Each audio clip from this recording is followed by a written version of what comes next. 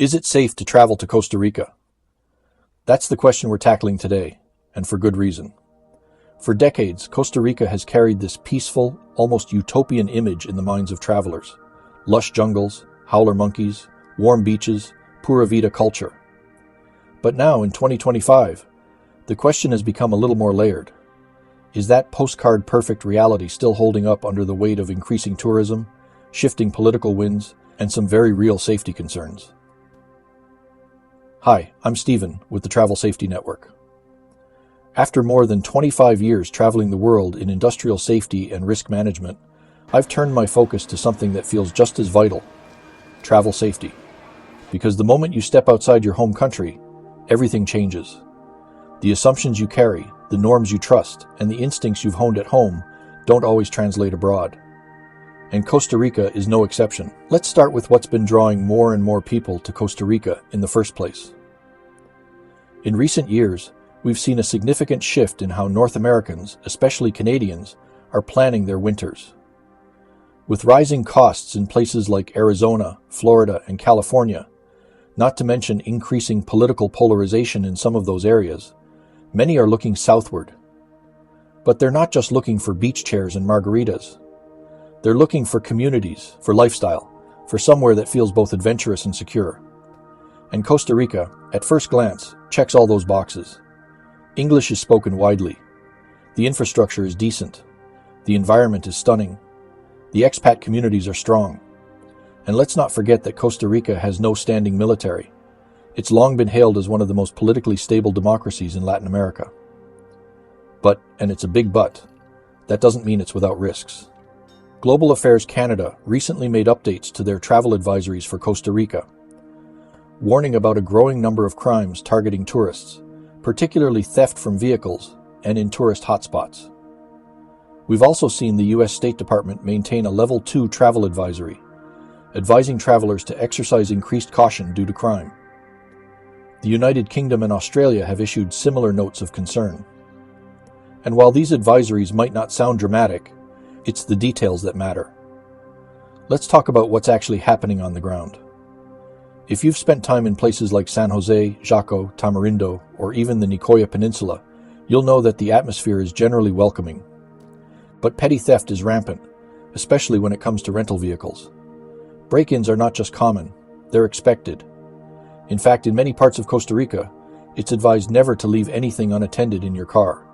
Even a towel on the back seat can be an invitation. Locals will often warn you, the moment your vehicle is out of sight, it's a target. This isn't fear-mongering, it's realism. Theft isn't usually violent, but it is opportunistic and organized. Rental cars are easily identifiable by their license plates. Tourist behaviors, such as parking near a trailhead and disappearing for a few hours, create a window of opportunity. Criminals know this routine, and they work quickly. The police response in these cases is often minimal. And while Costa Rica has begun investing in tourism, police, and surveillance in some areas, enforcement is inconsistent at best. Now let's talk about the cities. San Jose, the capital, often gets a bad rap, and it's not entirely undeserved. Like many Latin American capitals, it has pockets of poverty, petty crime, and a somewhat tense relationship with tourists. That said, it's not inherently dangerous if you understand the rhythm of the city and avoid certain neighborhoods after dark. Still, it's not a city you want to explore casually without local knowledge or a clear plan. In contrast, beach towns like Tamarindo or Santa Teresa feel far more relaxed. But even there, the bubble of tranquility can be misleading.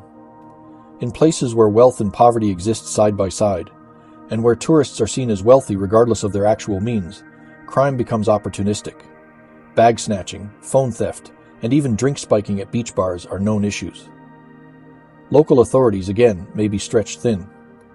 Transportation is another layer to consider. If you're relying on public buses, they're cheap and generally reliable, but not always the safest or most comfortable. Long-haul buses between major cities can be targets for pickpockets, and the stations themselves may have little to no security. If you're renting a car, be prepared for unpredictable driving behaviors, narrow roads, and very few guardrails in rural areas. Night driving is not recommended, especially in the mountains or coastal areas where road markings and lighting are poor. Taxis and ride-sharing apps like Uber do exist, especially in San Jose, but there's a long-standing turf war between registered taxi drivers and app-based services. That can occasionally spill into confrontation. Always check your driver's identity and car details, and avoid hailing rides off the street when possible. Now let's pivot to food and water safety, something that often surprises travelers. Costa Rica's food scene is fresh and vibrant, and in most tourist areas, foodborne illness isn't as rampant as in some neighboring countries. But water safety is a bit of a mixed bag. In major cities and resort areas, the tap water is generally safe to drink, but it's always worth confirming locally. In rural areas, it's safer to stick to bottled water. Street food, while delicious, should be approached with some caution, particularly in hot weather when refrigeration may be unreliable. Healthcare is one of the areas where Costa Rica shines.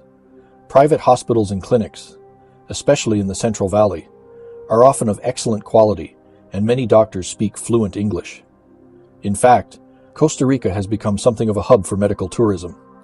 That said, access to care can be slower and less predictable in remote areas.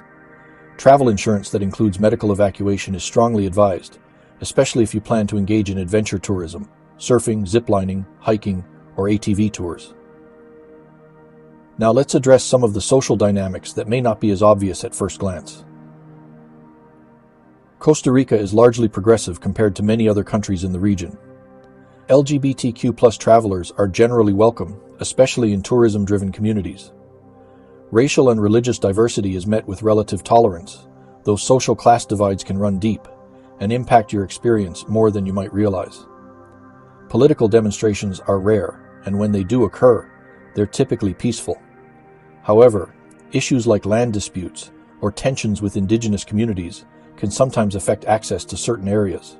These are usually well flagged in advance by local news or travel alerts, but it's worth keeping an eye on. One of the most underappreciated safety concerns in Costa Rica is nature itself. Strong ocean currents, sudden rainstorms, landslides during the rainy season, and even volcanic activity all present real risks. Beaches rarely have lifeguards. Flash flooding is not uncommon. And while it's tempting to trust a friendly tour operator offering ATV rides or waterfall hikes, always verify that their equipment is sound and that they're licensed. And then there's the vibe, the cultural energy that you'll feel the moment you arrive. Costa Rica's Pura Vida lifestyle is more than a slogan, it's a philosophy. It reflects a slower pace of life, a friendliness toward strangers, and a deep reverence for nature. But as tourism continues to grow, especially from countries with different values and expectations, that cultural gap can create moments of friction. It's not about hostility, it's about respect. If you arrive with humility, curiosity, and patience, you'll be welcomed with open arms. If you arrive entitled and oblivious to local norms, your trip may not be as smooth. So, is it safe to travel to Costa Rica? Yes. If you're aware of the risks, plan accordingly, and don't let the postcard image lull you into complacency. Costa Rica is not a danger zone, but it's not a risk-free paradise either. The real question is whether you're prepared to navigate those risks with open eyes and a flexible mindset. Before we wrap up, I want to acknowledge that safety is also emotional. For some travelers, a few petty thefts and potholes are par for the course. For others, even a minor incident can leave a deep mark. What matters is knowing your own risk tolerance and being honest about what kind of experience you're seeking. And now, as promised, here's the surprise. Costa Rica has recently introduced a new digital nomad visa program designed to attract long-stay remote workers. It allows visitors to live and work in Costa Rica for up to a year with fewer restrictions and simplified requirements. If you're looking for a warmer, more affordable, and adventure-filled lifestyle shift, Costa Rica might be more than just a vacation. It could be a new chapter. If you found this video helpful, please consider subscribing to the Travel Safety Network. We've got new safety profiles and cruise port updates every week. Drop a comment below if you've traveled to Costa Rica and want to share your tips, or if you're planning your first visit and have questions. And if you're thinking of escaping the snow and need help booking a safe and tailored trip to Costa Rica or any warm weather destination, reach out to Paula and me at True North Travel. We're here to make travel both inspiring and secure. Thanks for watching, and remember, See the world. Stay safe.